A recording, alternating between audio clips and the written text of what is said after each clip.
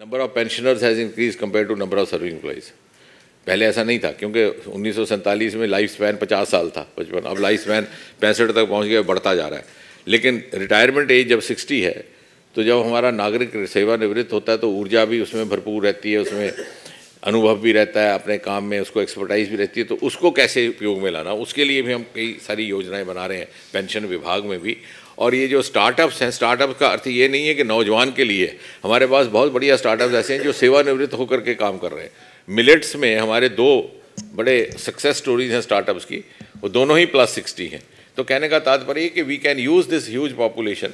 एक तरफ हमारे यहाँ क्या है कि अगर आप परसेंटेज देखें तो 70% below age of 40, total number देखें तो एल्डर सिटीजन भी बढ़ रहे हैं। तो उस सारे को अगर हम ध्यान में रखें, और नौकरियों का वही उत्तर जो मैंने पहले कहा कि हम रोज़गार को सिर्फ नौकरी ना समझें।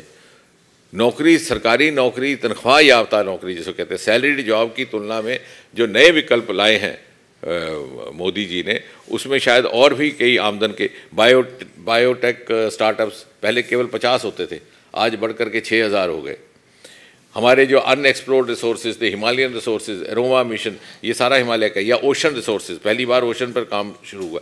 डीप सी मिशन का प्रधानमंत्री ने लाल किले से घोषणा की। तो ये ऐसे कुछ क्षेत्र है जो हमारी अर्थव्यवस्था में भी वैल्यू एडिशन करेंगे, जो एम्प्लॉयमेंट भी जनरेट करेंगे और साथ में हमें ग्लोबल रोल भी देंगे।